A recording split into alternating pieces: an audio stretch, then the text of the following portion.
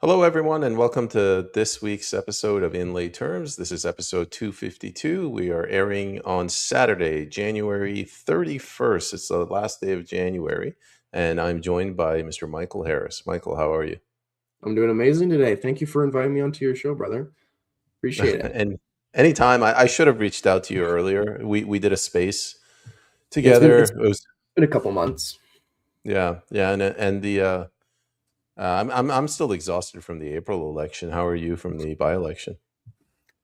Well, I was pretty burnt out by the end of it. I mean, I had at least enough of a budget for a transportation budget to try to get to every single town in the riding. Unfortunately, by the time the election was over, I was pooped. I mean, if I check my phone, I have a on my phone record, I think I had about 1 million steps just for the month of August alone. So yeah, I got pretty burnt out pretty quick, but I was able to recover over the school semester of September to December. So I'm back in full on now. Cool. So, Michael, I do want to get to your election and your political views, but let's start exactly with what happened at the Conservative Convention yesterday. Yeah.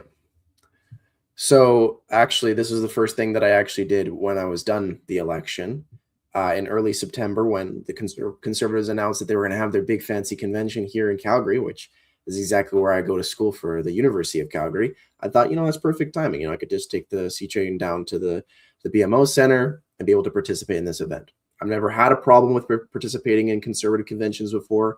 I've been to the UCP convention in 2024, 2025, and I've also attended their online conventions as well too. So I've never had a personal problem or ever had a problem going into these conventions before. I suspected there might have been something this year just because of the fact that I did run against Pierre Poilievre. I did run against the leader of the Conservative Party. So I thought at bare minimum, I might just get, some sly comments here and there. Maybe someone would say something that would be like, oh, you shouldn't be here. Or maybe I'd get some flack, I didn't expect that when I would go up to the Alberta desk in the registration area, that I would just be straight out denied. Now, it wasn't a straight up deny in the fact that they didn't tell me straight to my face that I was a separatist agitator right away and said to get the hell out. I was told that I was barred from entry right away and that I was not allowed in. Now, of course, I paid $100 for this ticket. I wasn't about to be like, okay, yeah, no, I'm just going to leave.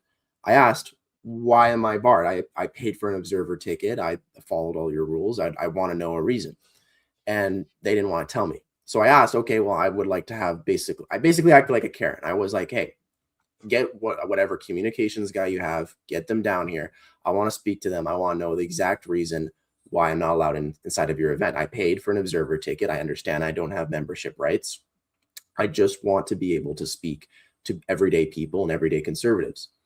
And that is when I was told afterwards, it was a lady named Sarah, I believe. I don't remember her name, but apparently she's this big conservative communications director.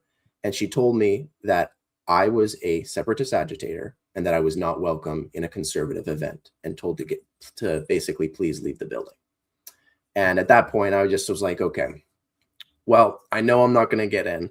At this point, I'm basically just full on barred from being able to participate in the event. I wanted a refund. And I also was not able to get a refund. They didn't give Apparently, you a there's a refund? clause. That's I didn't get ridiculous. a refund either. No. Yeah. Apparently, there was a clause in the user agreement that you signed when buying the ticket that if the Conservative Party believes that in you buying a ticket, you are planning to disrupt the event in any way possible, they reserve the right to basically deny your entry Yeah, but and not give that's you a bad refund. optics. Like they should have It just been is. like, you know what, we'll give you your money back. Let's get out. Exactly. Like I'm in good faith. I go to conservative youth events on campus. I've been to AGMs before. I've been to conventions before. I have never caused a problem once. So I can understand maybe if they want to call me a separatist because I do support a referendum on Alberta independence. But for them to call me a separatist agitator, I don't think so. I don't think there's a single thing I've ever agitated with their party besides maybe running against their boss. So it's a little ridiculous to me. No, it's just stupid. I was thinking today, like, even if they hadn't done this, like even if they had let you in and they treated you with respect and there was open debate and dialogue and you met Pierre Poilievre, I still hate that party. Like I think they've sold out the country. Yeah. I have a lot of disagreements with the Conservative Party, as you may know. I did run against them, but I always try to work with a lot of the stuff that I do in respect. I mean, I've gone to communist events on my campus before to debate them, and even though I absolutely hate their ideology, I think they're wackos. I don't go in there trying to fight those people. I try to come there with a respectful manner to be able to debate them, because if I can't convince somebody possibly that they're wrong, or maybe something that they're believing is, going to harm someone else, then at the end of the day, then discussion has already failed. And I don't like that. I prefer having debate. I prefer being able to go up and to speak to people. So it's crazy to me. Like I said, I'll say it again, but it's crazy to me that someone would call me an agitator when pretty much every single time, even with people that I extremely ideologically disagree with, I've treated them with nothing but respect. I almost want to just leave the Conservative Party. They're useless. I want to ask your opinion. You ran in the by-election. I don't know what party, I guess the Libertarian Party of Canada, but what would prevent you from running for the Conservative Party?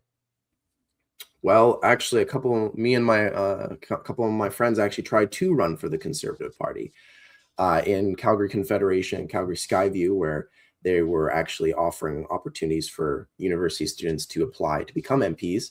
A lot of us were actually barred from being able to run. At the time, I was told it was because apparently I was an extremist. And one of my other friends, you might have heard him, and he was actually invited into the convention. His name was Wyatt Claypool, was also denied to become a candidate or even to run as a nominated candidate for exactly the same reasons. At the time, I didn't really care. Like I'm not really headstrong about running for the Conservatives. I still worked with them over April to help them with their election. But I think I should have seen the writing in the walls that really, if you have a differing opinion from the party, you don't have a shot in hell of ever being able to work with them. They won't let you in, even if you conduct yourself respectfully, even if you put in the time, the work, even if you have good connections. If you say something that's against the party line, which I guess in my case is having this thing behind me, you will not be able to advance within this party. So I think at the end of it, when I realized that the party straight up wasn't going to win, that there really wasn't a point for me to support it anymore, because they can't win elections. They don't even support me ideologically anymore. And they straight up are kicking me out of stuff now. So why should I support them? Can you tell the audience, what does that flag represent? So this is the Garnston flag. It was a Revolutionary War flag that believes in the idea of do not tread on me.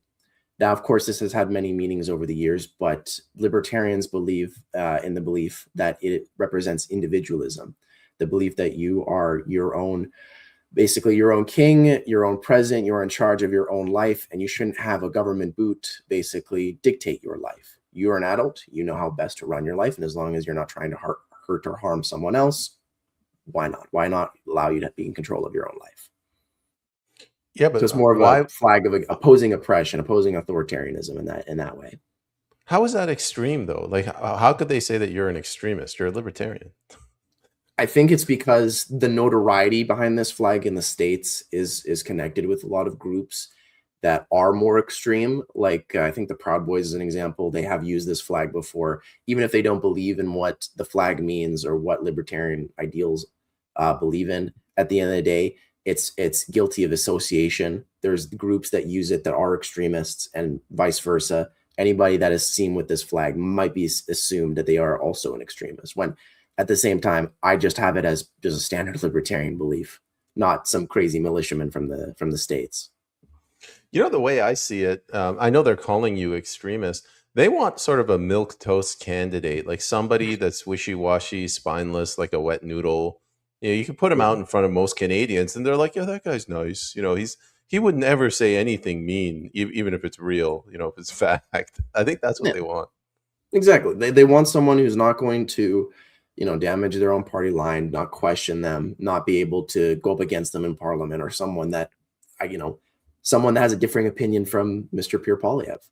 And, there's a lot of criticism that can be pointed towards Pierre Poilievre. I know that he's flip-flopped on a lot of things as of late. Heck, he even flip-flopped things during the election. I got him to agree that we should at least try to phase out some versions of production supply management. He agreed with me during the Drumheller debate. And then, of course, after the election was over, he immediately switched back to we are pro-supply management. So stuff like that, where it seems like he switches his opinion a lot, depending on who he's talking to. And obviously I have a problem with that. I like having politicians that will not only stick to what they believe in, but speak the truth, basically.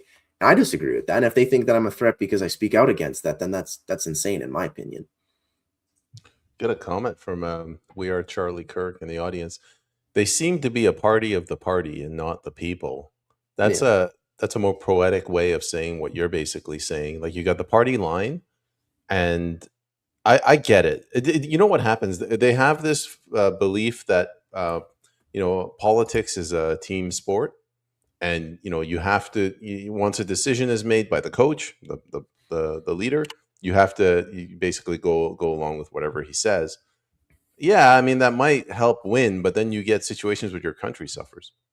Yeah. I mean, they're pretty big party of their lobbyists as well too. I mean, that's one of the reasons why they even support supply management in the first place. So I think that's also a big criticism as well too. They rather listen to their donors than regular everyday people, unfortunately. All right, real quick, explain for the audience. Most people don't know what supply management is. Well, there's a couple of different versions of supply management, but it's the end goal of being able to protect the supply of basically poultry here in Canada. That's the idea, at least. So it includes tariffs on American dairy and dairy, like poultry, like eggs, milk, butter, anything that comes out of an animal. There's also a production cap. This is what I am more concerned about, is the production cap side of it. Like the wheat board, it tries to control the supply and production of a particular resource to basically artificially raise the price of it to keep it expensive. Now, for some farmers, they might enjoy this because having a higher price of milk means that they can get more money. However, if you are a farmer that also likes to have a lot of cows, well, cows can't actually control how much milk they produce. And as an example, if in your supply management quota it says that you can only produce about 100,000 gallons of milk in a given year or a given quarter, if you go over that, you have to dump that milk down the drain, or else you will get fined. Now, it'd be okay if, like I said, you could control how much milk is produced by a cow, but there's some farms here in Drumheller, and there's also some farmers in Three Hills and Big Valley that I was talking to that have dumped tens of thousands of liters of milk just as a small farmer in their given lifetime. And I think the food doctor came out with a report of last year. There was over 1 billion liters of milk in total that was dumped in Canada. So for me, it's the waste of food. It is the artificial scarcity of poultry, of milk, eggs, butter, any of those manufactured goods. And when we're already dealing with an inflation crisis and a scarcity crisis and an affordability crisis, if you go to the freaking store, you'll see that a jug of milk will go anywhere from $5 to $8, depending on the brand that you're looking at. We should be looking to try to push that down as much as possible. And we can have that one way by having a larger supply. And the farmers here in Alberta want to produce more. So why don't we let them? It never made any sense to me. And this was when I was running for the PPC, this was a point of conflict with the Conservatives. They would send their bots, attack dogs, to say that supply management is a good thing. To me, it's an end run around free trade. So there are issues with free trade. You can talk about it, but like, if you really want to go down this road, you would do like a tariff. You'd say, we want to help our farmers in Canada, so we're going to tariff milk, or we want to help our farmers in British Columbia. Yeah. But you mentioned how they're putting a limit on a quota, and it turns into a taxi cab system. Now you got to get a license, and these licenses are horrifically expensive. The whole thing seems fraudulent to me. And you know what? This is the one time where I think I would give an applause to communism, where if I would say, if it would be a little bit better if it was equal for everybody. But guess what? It's not. You can get a higher quota if you lobby the federal government. So in your dairy boards, if you spend more money, or if you donate more money to these dairy boards, or you can sometimes even purchase a higher quota just for yourself, you will have very drastic differences from farm to farm on who is allowed to produce what. And this is another advantage, where the farmers, as an example, the farmers in Quebec that have these 100 or even 1,000-acre ranches make more money by producing milk, and they can afford a higher quota. And so while smaller farmers here in Alberta and Saskatchewan that may have 10 acres or any higher than maybe 15, or if they're a factory farm that's incredibly small, then they can't afford a higher quota compared to the massive Yellowstone ranches that are in Quebec. So that's why people refer to it as like a dairy cartel, because it's only the rich farmers that are keeping themselves rich. When if we had a free market, the people here in Alberta and Saskatchewan could actually compete with them with higher supply. And it's an unfortunate system, unfortunately. If I hear you correctly, what you're saying is the dairy cartel, through regulations, it keeps the little guys out. Like, it's Basically, just yeah. the big guys have dominated the market. Now it wouldn't be as bad, like I said, if it was just that. But it's even as worse as people are actually starting to lose their homes. Now I talked a lot about this during the by-election, but a lot of people are on like very close to losing their ancestral homes, because a lot of people, especially those that like the newer generation taking over these homesteads, are not as familiar with the financial system within the agricultural sector as maybe their forefathers were. And if they aren't able to actually make a profit, and if they're being outcompeted by those that are in the East, a lot of these farms are actually going bankrupt. I think I talked to at least 26 farmers that over the election that said that if supply management or the production cap was not increased by some metric uh, area, that they would be going bankrupt within the next 10 years. And that is, to me, that's very concerning. There's people that are in my riding and in my community that may very well lose their homes just because of government regulation. And these aren't also new farmers that are coming into here. These are people that have been here since 1905 or 1908. So these are long-standing pioneers, long-standing farmers that have been in this riding that I would like to try to defend, because, well, it's basically just a piece of paper stopping them from being able to make a living, really. The supply management. So if you have 100 cows, before you can milk them, you have to get a license, like a dairy license. Yeah. And these licenses, it's not like $75 a year per cow. It's like hundreds or thousands of dollars. Yeah. Yeah, that's highway robbery. Like, you can't do that. Yeah. So I've been saying for the longest time, man. And for rural Albertans, it's the worst, because we have the most production of cows, like production of beef, milk, eggs. Possibly only PEI would try to beat us out, but we have a pretty high per capita here in this province, and it affects like hundreds of thousands, if not millions, of Albertans.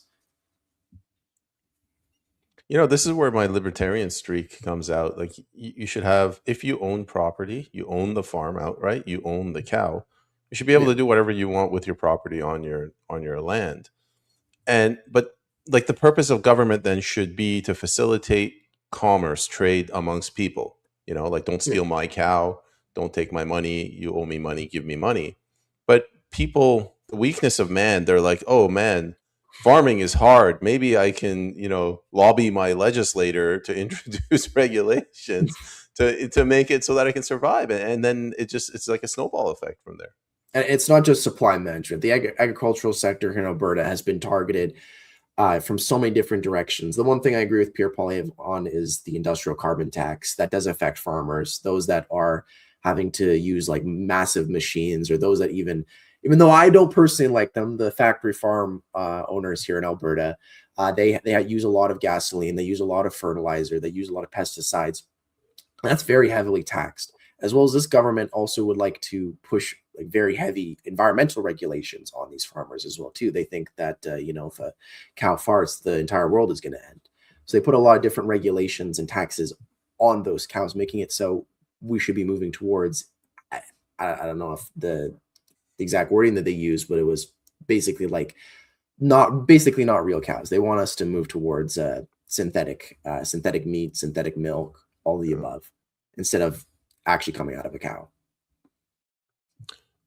I say it's the urban centers. They are detached from reality. So it's not a joke that they believe that food grows in the grocery store. They believe that electricity comes out of the electric plug, the outlet. They don't know what goes on behind that. So on a farm, like, you need somebody to get on a tractor to, for 100 acres, he's got to waste like, hundreds of gallons of diesel Yeah. to plow that farm. You can put as much taxes as you want on that diesel. It'll just increase the cost of food, which gets passed on down to you. Exactly. And the last thing that I will say on that is that a lot of different regulations, both federally and interprovincially as well too, also change on where you can actually sell your crops and where you can sell your agricultural goods. I know that my family had this as a bit of an issue, both in British Columbia and Alberta, where the government basically said, you know, you were selling it to your local grocery store, maybe your local co-op for 40 years. Well, now actually you have to sell your agricultural goods to us, and then we will sell it to the department store for you.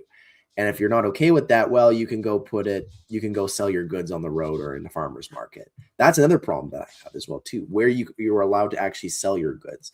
And because of stuff like tariffs and especially this trade war that's going on with the United States, well, a lot of Albertan farmers like to sell their beef to America. That's where the market is. That's where the big, the big buyers of Alberta beef are. And because we have all these high tariffs on on American beef and vice versa, they put it on us. It's almost impossible for you as an Albertan farmer to want to actually take your beef and sell it to the United States. So the actual marketplace of where you can sell in the first place has also become very, very limited for agricultural workers nowadays, unfortunately. I wonder. They always say the urban centers, they kind of dictate, the direction of the election. I guess it would be Toronto and Montreal. When Mark Carney started this war, this elbows up war against Donald Trump, I wonder if he leveraged the city centers, which would be less impacted by tariffs. Like, I'm guessing the farmers just got wiped out. Well, a lot of people were hurt when the tariffs started rolling in. I mean, a lot of people were already kind of, how do I say, climatized to the tariffs. After all, because supply management has been around since the early 80s, that we've already had tariffs for a long time on beef, on eggs, on milk. However, now it's reached to a point where, before, you could just pay a little fine, you pay a couple $1,000s, you're able to get your shipments across the border. It was doable. But now with almost 100 or even 200% tariffs on Albertan beef and milk because of this trade war, makes it basically unprofitable almost completely to be able to sell it to the States. Whereas before, if you're a richer farmer, maybe you could afford the price. Now you basically have to be farming for fun to be able to sell it to the United States now. If you're trying to make a profit at all, you're going to find it pretty hard to be able to sell it to open markets now, unfortunately. What are your give me some rough numbers? Like, how much excess beef does Alberta produce? Like, 20% gets consumed domestically and 80 is sent to the US, or what? Well, it's constantly changing. I mean, like 2 months ago, I think this is the one good thing that I will say that Mark Carney has done is that we got a free trade agreement with Mexico to be able to sell Albertan beef to Mexico. It's actually a pretty big deal considering we don't have that with literally anybody else in the world right now. So it keeps going up, if anything. I'd say, though, unfortunately, because of the new tariffs in America, it has very much become a domestic market. I think I do believe, I don't have the exact numbers here. If I knew, I would have brought my information sheet, but I do believe it's about 60% is domestic. Though, like I said, as we are trying to get better free trade deals, I know farmers will move more and more to the international market as markets open. And I know a lot of farmers are hoping that we get free trade with the United States again, so they can increase their shipments to the South again. I mean, like, if you can't sell the cows domestically, if you can't lower the price and get people to eat more beef, what do you do? Do you call them? Do you just like unleash them into the city centers? All these cows running around. You call them. That's basically what a lot of farmers have to do if they can't afford it, or if the cows aren't profitable, they have to call their cows. And so, I don't know where the animal rights people are, but I think hundreds of cows having to be killed a month because they have to be culled because of government paperwork.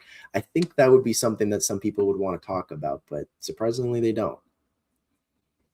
What about property values? Like, with the federal government printing our currency into oblivion and people using land as a hedge against inflation, driving up the property values, is that just putting the squeeze on farmers?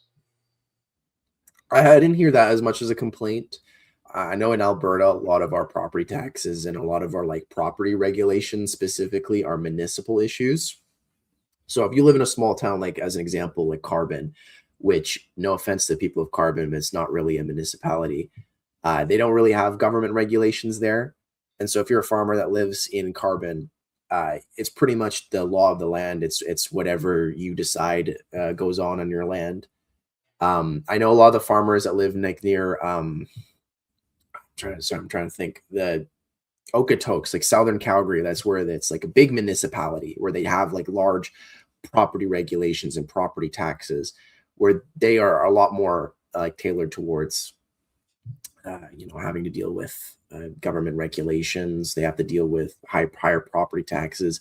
Especially, it's really bad as well too that we do live in Alberta. There's a lot of flat land here. There's also a lot of people who are trying to chase after that land near the cities. And as these municipalities grow, you'll see a lot of these land chasers that will try to grab these people's lands. Because, like, as I said, the 26 people that I did talk to that said that they were probably going to be going bankrupt within the next 10 years here, they're going to sell their land.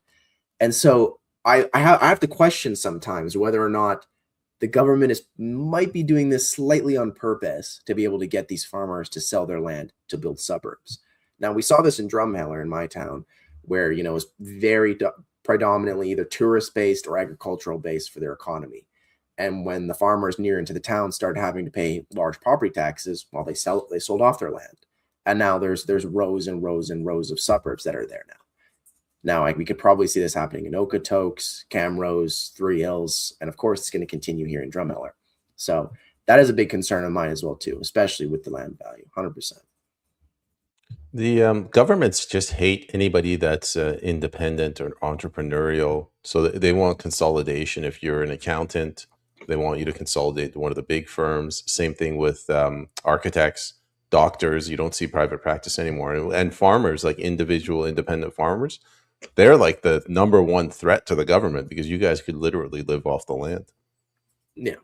We produce our own food. If we include Saskatchewan in this, we also produce our own fertilizer and fuel as well too. So if we have our own food supply, our own fuel supply, and our own fertilizer supply, we are very self-sufficient here. But unfortunately, we have to rely quite a lot on the government saying, no, you can't do that, or you can do that, but you have to pay this fine, or we're going to make sure we can squeeze as much out of you. And it really does hurt the people here. That's why agricultural protections and sticking up for agricultural workers are a very big tenet of mine, especially considering it's like half of Alberta. I think it also ties into the lab grown meat. It's not just that they love the taste of lab grown meat, or they're terminally woke. Like a lab to grow meat, you need millions of dollars of investment, and you can consolidate a lot easier. Yeah. I'm not too familiar on lab grown meat. I know a lot of it is like a newer concept, but I think that's one of the reasons why Alberta beef has been able to do so well, is because not only is it very much raised ethically, because a lot of farmers here it's completely grass grown. Like I said, there's a couple of factory farmers here that have their cows hooked up to machines, or we even have a couple of places that do produce the fake meat, but a majority of it is coming from grass-fed cows, which means that it's good cows. It's healthy meat. You're not getting something that was made in a lab. You're not going to get something that was pumped with steroids. You're not going to get something that was hooked up to a tube for a majority of its existence. You're going to get actual meat from an actual farm. And I think that's another reason why a lot of our farmers have been able to do so well as well too, because we have sure as hell have really good beef. We got a comment in here from Republic of Alberta. Sure. Alberta functions perfectly at a population of 4 million people. We don't need any more immigrants. What's your view on immigration? This was a big one for me anyway in April. Well, I'm technically partly an immigrant of this country, or not of this country, of this province technically, even though my family have lived in Alberta for quite some time, especially if you consider my family members that were non-adopted. The Harris family has been in Alberta since 1908. However, I was not born in Alberta, unfortunately. I'm a fake, unfortunately. I was born in Comox. So I do support domestic immigration quite a bit. I do believe that, if you're a hard worker, you're willing to put in your time, you're willing to support the beliefs and the ideals of Alberta and help us continue to grow our province or possible future country here, then you're welcome here. I'm not as crazy as some other people might be. I know we have the Dominion Society is getting pretty big here in Alberta. I don't mind different people wanting to move here. I don't care if you're from another country wanting to move here. I don't like mass immigration, though. I will say that I am opposed to that, because there is a lot of ridings, and especially a lot of like smaller municipalities that are in Alberta that really cannot keep up with the infrastructure demand. If we are wanting more people in our province, we really do need to increase our investment into infrastructure. A big complaint that I even had during the election was that some of these towns that can't even function their own populations, let alone another 1,000 people. They need new water systems, new roads, new sewage transplant, or new sewage transplant centers. They need new schools. They need new housing. They need all of it. And there's plenty of land for it, but it's a hefty investment. And like I said as well too, a lot of the land here in Southern Alberta is privately owned. So how are you going to get that land into other people's hands? So for me, it's a grueling demand to be able to take on so many people and not plan for how they're even going to live in this country. I think that's completely unethical, because it not only makes it unfair for the people that are wanting to move here, but also it's horrible for the people who are currently living here. If you can come here, and if there's room, if you're willing to learn, you're willing to grow, you're willing to be part of the community, I have no problem if you want to live in Alberta. And I know a lot of Albertans feel the same way. But if you come here, and if you're wanting to take advantage of our systems, commit crimes, or if we just straight up can't fit you, like if you wanted to move to the town of Carbon as an example that doesn't have a functioning government, I think you're going to find a hard time. And I think the community members as well too are going to find them that being a hard time as well too, especially as more and more people are wanting to move to Alberta because of how good of a province is here. We don't have a sales tax. Housing is very affordable. Food is very, very affordable. So of course it's going to attract a lot of people to move here. And it also kind of doesn't help as well too that our premier very much supports new people moving here as well too. I mean, I took her call when they said that Alberta calling. If you have an Albertan heritage, or if you wanted to come here and work, come to Alberta. I heard the call. I knew a lot of university students as well too, fellow university students that heard that call, and now they call Alberta home. And I will call Alberta home for the rest of my life because of it. So I want to drill down a little bit more for your views on immigration, and whatever views you hold is perfectly fine. I'm just trying to get a sense. You're a libertarian. Like, what is your view? How do you square that circle of libertarianism, like almost no government, limited government, with immigration? Like, do you think libertarianism should stop at the borders? Tell me your thoughts. Well, I think it depends on who you're really talking to in our movement. I know a lot of members in our party specifically have differing opinions. You have the anarcho-capitalists that believe, they don't believe in borders at all. They believe that your borders are your property rights, and that's what you should control. I'm more practical in that sense because I'm very, very community driven. I believe that communities should be able to determine their future, to work on their lives, work on their own families, work on their own land. So I'm a very localist. So I don't like the decision of that, of like people coming into a province or coming into a country being completely decided by bureaucrats. I think that at very minimum, it should be decided by the communities that are building that infrastructure. Like I said, if there's these small towns that can't even support their own people, let alone, or maybe another 1,000 people moving in there, they need to be the ones that are controlling that situation to say, no, we cannot have any more people come into our community. It doesn't matter where they come from. We can't have 1,000 more people in there. So I think that's what I would prefer, a more community-driven immigration plan, where maybe at bare minimum, maybe the province, this is my dream at least, is that I'd like the province of Alberta to be able to control it. Just like how they have in Quebec, where Quebec can control their own immigration. I think at fair's fair that if Quebec can do that, I think the rest of Confederation should too as well. And I feel like if Alberta was in control of its own immigration, we still would see a lot of people moving here. Like I said, there's still a lot of people that like to move to Alberta, and that helps us. We have new innovators that come here, new workers that come here, new students that come here, like myself, willing to put in that work. But if we can't control that immigration to be able to reflect our output and to be able to reflect how much our capacity is, because we have bureaucrats in Ottawa that have never stepped foot in Calgary before, then it's just unrealistic, in my opinion. It's just the system will collapse if it continues, unfortunately. Is there a libertarian argument to be made for closed borders? Like, you would say, you own your property, your farm, whatever, so you decide who you let it. But like, could you also extend that and say you own the land collectively? Everybody has an ownership in the state. I definitely not a libertarian opinion, at least the collective side of it. I mean, there might be some like left libertarians that might believe that, especially with the closed borders. I think it's just more of the more like right wing people, like I say, like the PPC people as an example. They consider themselves libertarians, but they support a more closed border. I think the reason why a lot of libertarians support open borders is because, like I said, we're very individual driven. We support individual peoples. We don't believe that any person on the planet is any different from another person. They have the same inalienable God given rights. So for me, it's just completely on capacity. And I feel like a lot of libertarians in Alberta believe the same thing. It's on capacity, not straining systems, not training support systems. And as well, too, I think a big problem as well, too, that a lot of libertarians are opposing to immigration is handouts. Now, this is something that I made as a problem during the election, but Doug Ford and a lot of the like Ontario conservatives support giving out free hospital, or not free hospital, sorry, like free hotels, free checks, and basically free support systems Free. to those moving, yeah, to moving in to this country. Meaning that if you are someone that is like a Canadian example, that obviously has to pay for their own house, but if you're coming into this country and you get a basically free living with a free paycheck, then not only is that taxpayer money going to that, but it's another strain in our system where that money could be going towards, let's say, building the infrastructure for the new people coming into this country. That's what we would propose. Instead of that money going towards free handouts or being able to just be given like a welfare state, as instead of having a welfare state, we should have an investment state. That's my suggestion.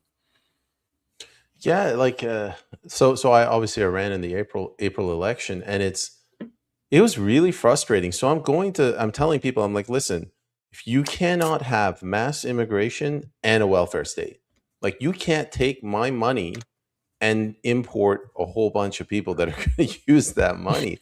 And it Yeah. never really, it just bounced off the people. So what did you find with the voters? Well, it was the same way. I mean, like I think Camrose was probably the only city in my riding that was probably more favorable towards immigration. But a lot of the other people in the rural communities have that same belief where, they're open communities. They love newcomers into their towns. Some of these towns haven't seen people in years come move into their towns. But at the same time, if they're being told they have to make a new capacity of 1,000 people and the government does not give them a new budget for that, or if they can't raise that money on their own, then it's unsustainable. So that's what they're concerned about. They don't want unsustainability. If they can afford to be able to bring people in, or if people have the money to be able to move into this land, they're okay with it. But they don't want it to ruin their lives. They don't want it to ruin their own families' lives, and they don't want to ruin like the support systems that they have. I think the biggest issue that I heard was in Stettler, where they have a hospital, but the problem is that there's so many new people that are moving into Stettler that they went from a 3-hour wait limit just a couple of years ago to now a 12-hour wait limit in their triage centers. So if you want to be able to get healthcare in the city of Stettler, you might be waiting half a day just to be able to see a doctor. And that's a big concern because, well, they don't really get a lot of investment in their healthcare sector anymore. And so that's a big issue. Like I said, the capacity, the investment into healthcare, into the infrastructure is not keeping up with the pace of immigration, which is tailoring more people towards wanting to lower immigration, or at least block it in local communities to some degree. Like this immigration issue, again, you don't have to agree with me. That's fine. Yeah. I just find it's gotten out of control. Like they come to us as individuals, as people, they say, we're the experts, trust us, give me your money. You can't have private health care. We'll manage it better. And then they turn around and they say, we have a labor shortage, trust us, we'll manage the immigration numbers, we know better. And those two are at odds. So they're bringing in more people than we can give healthcare for. You also gave like water as an example. And people are getting frustrated because they're not the ones that cause this problem, but they're the victims of this sort of scheme. Yeah. Yeah. I'd agree with that. Yeah. Yeah, it's a very complicated issue with immigration. But I always default back. I'm like, if you guys want to open the borders, give me my money back. We can't Yeah, have a pretty much. welfare state. Love your piece in the background, by the way, as well, too, man. Oh, it's just a break rifle. I use it for killing vermin. That, There's a lot yeah, of armadillos around here. that's also been a lot of concerns on people's minds as well too. Is I'm assuming you got the email half a little while ago where they're saying about in October where they're banning another like 10,000 different firearms here in this country, and I know that they originally were supposed to do that last year, last October, but it's a big issue for Albertans as well too, because 4 in every 10 people that live in Alberta are a gun owner, and it keeps getting worse, unfortunately, with that as well too. What is the sentiment? The feeling I get, BC, especially the Lower Mainland, they don't even they think guns kill people, not people. But Yeah. what were the voters like in your area?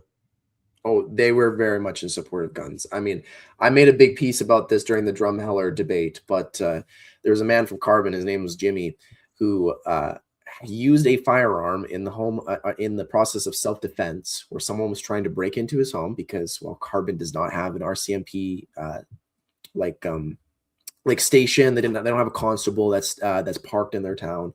And so some people, outsiders from the town, from like Calgary, will drive out to these smaller towns to rob people in the dead of night. Or some of these houses are also unoccupied, where people that live like up in Fort McMurray, they might work up there for 2 weeks and then come back for 2 weeks.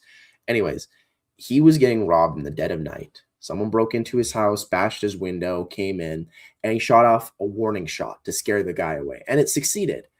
However, that person who broke into his house later complained to the cops. Kind of a stupid move. You'd think that if someone complained to the cops that they broke into a person's house and got shot at, then that would be the person that's getting arrested. But unfortunately, that's not what happened. The man who broke into the guy's house went on parole and was out within a couple weeks. However, Mr. Jimmy went to prison for 10 months because of a unregulated, basically unregistered, sorry, I'm messing up my words here, basically shooting off a firearm when it wasn't necessary, basically. That's what the government told him. You shot off a firearm when you weren't supposed to, and possibly even getting a manslaughter charge or attempted manslaughter charge on someone's life for possibly wanting to shoot them. And he got in a lot of trouble.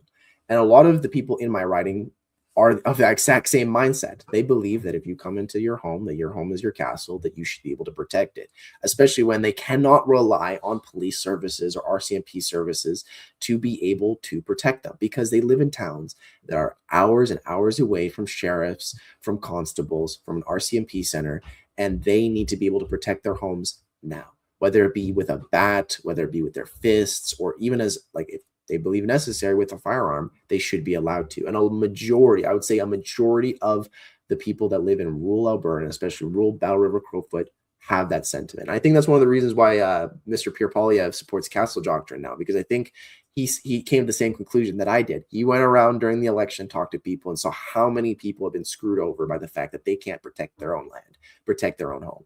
So quite a few, I'd say quite a few people are in favor of a castle doctrine or some form of Second Amendment here in Canada.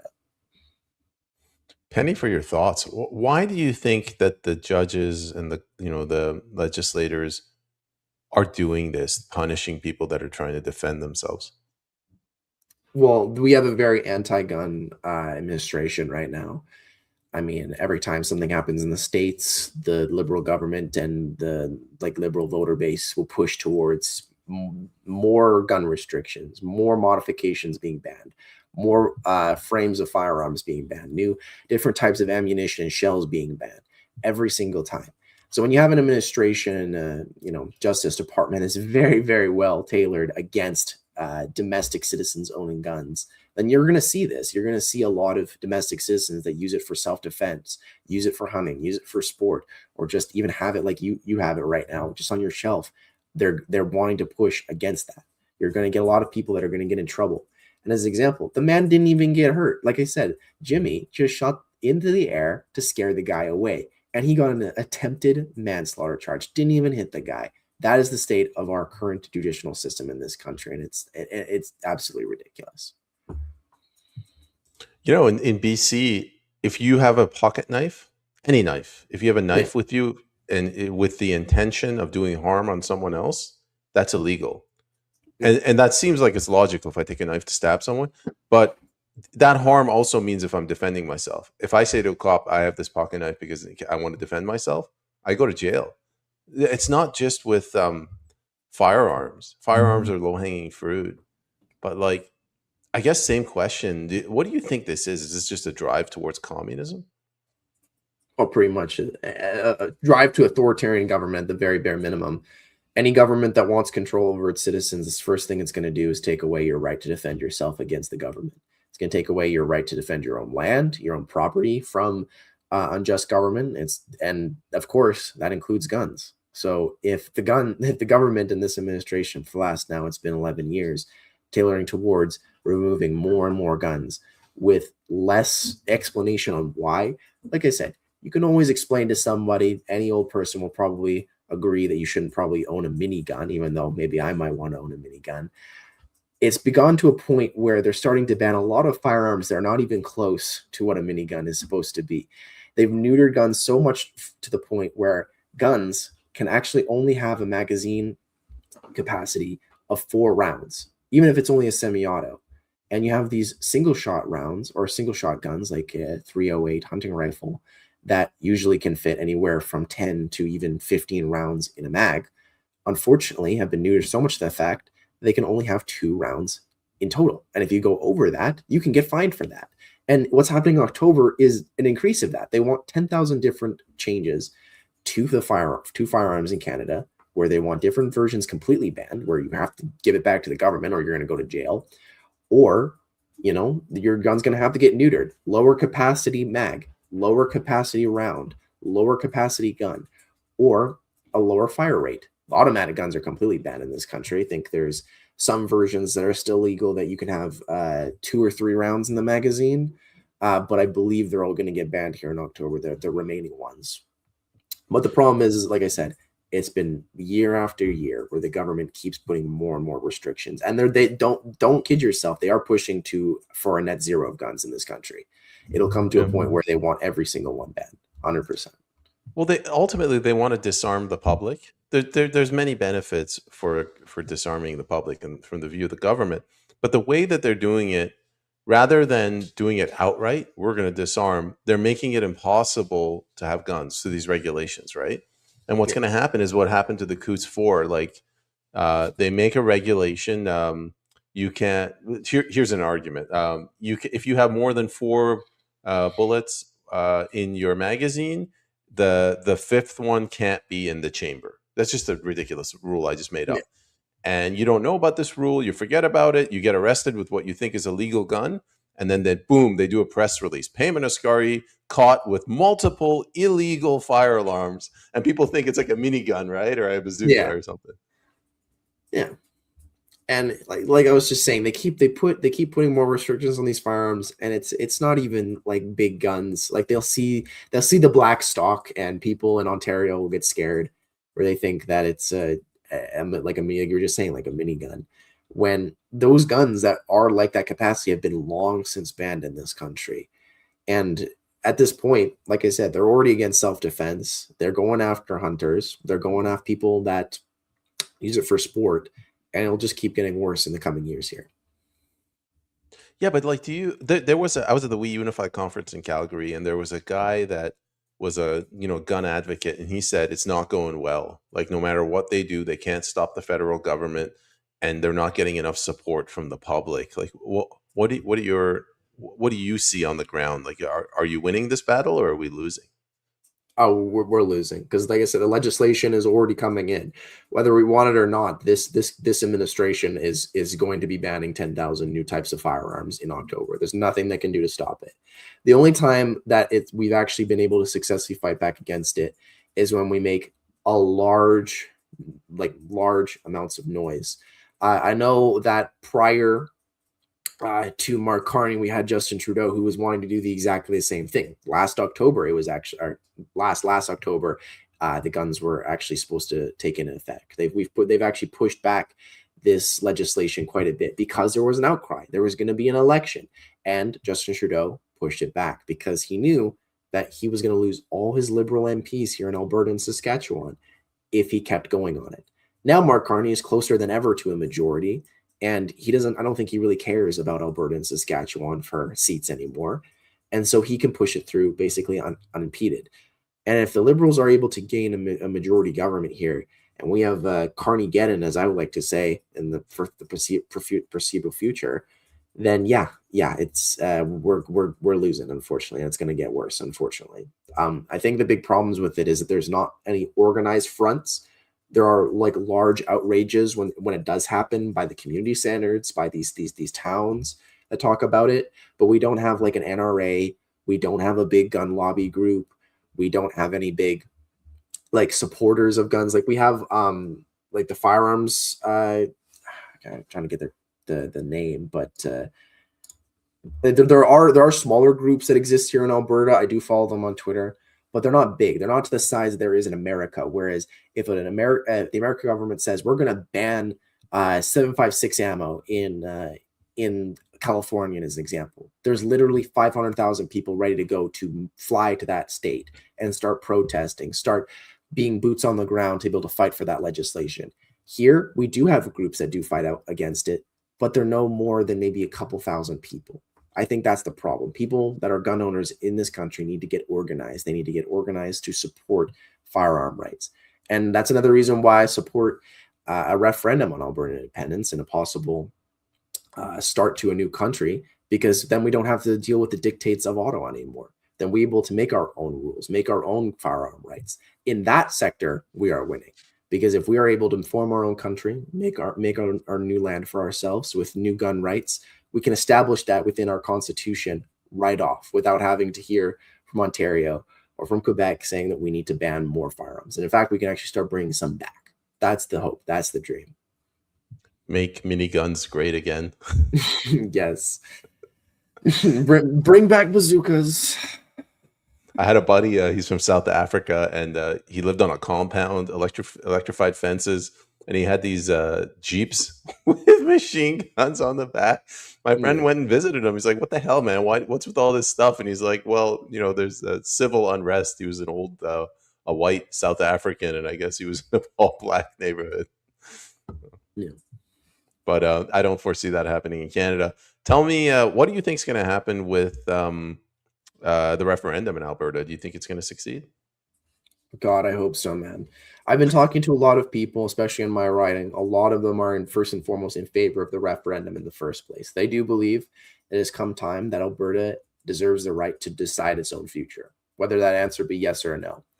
I've talked to a lot of people in the country, both from Okotoks, from Uranium City, from Battle River, Crowfoot, and beyond, that they want to separate from Canada. That is a very strong feeling.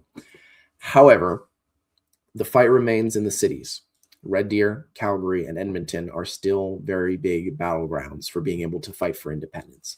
We just had our big convention here in Alberta, here in Calgary, just a couple of days ago before the Conservative convention, where we got, I'd say, like at least 6,000 plus people that were there. It's a building that fits 15,000, and they fit every single seat with somebody.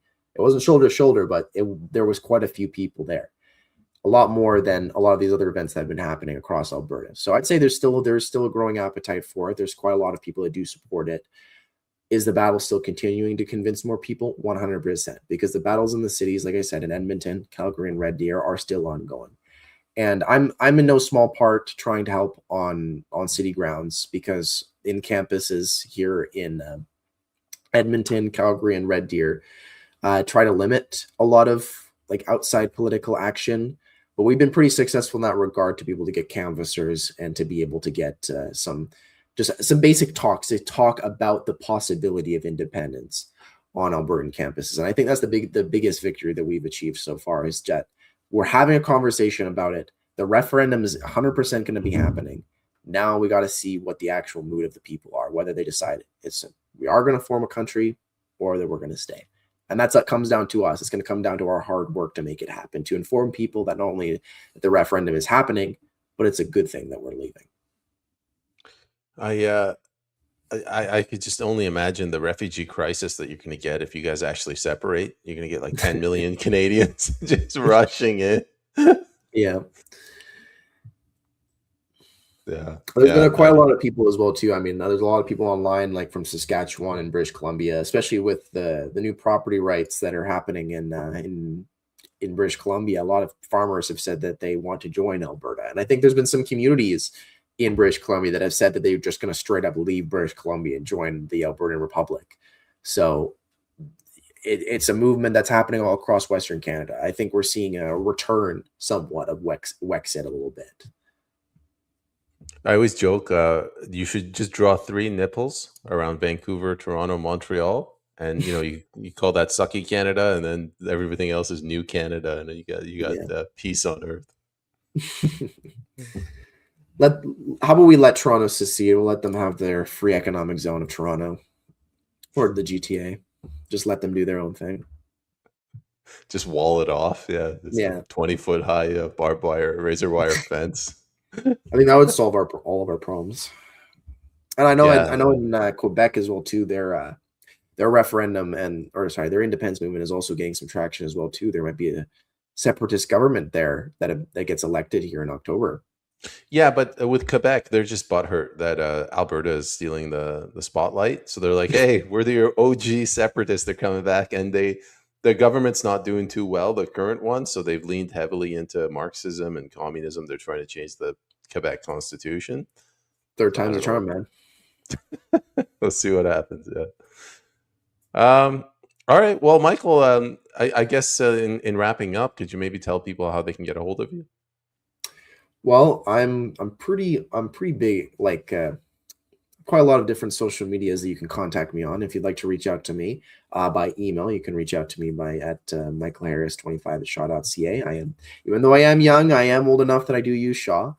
However, you can always contact me on Twitter or on X at Michael Harris for MP, or on Instagram at Michael Harris 2525. You'll always see me because I'm always being adorned by my amazing cowboy hat collections.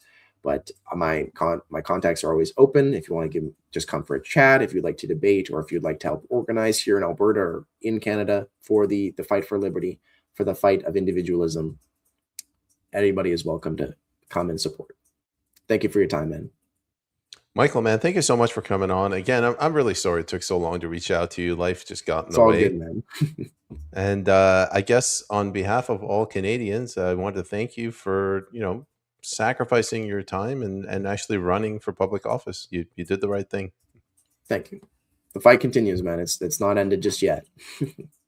That's true. All right, Mike, until the next time, have a nice day and goodbye to the audience. Same with you, man. Enjoy your weekend, man.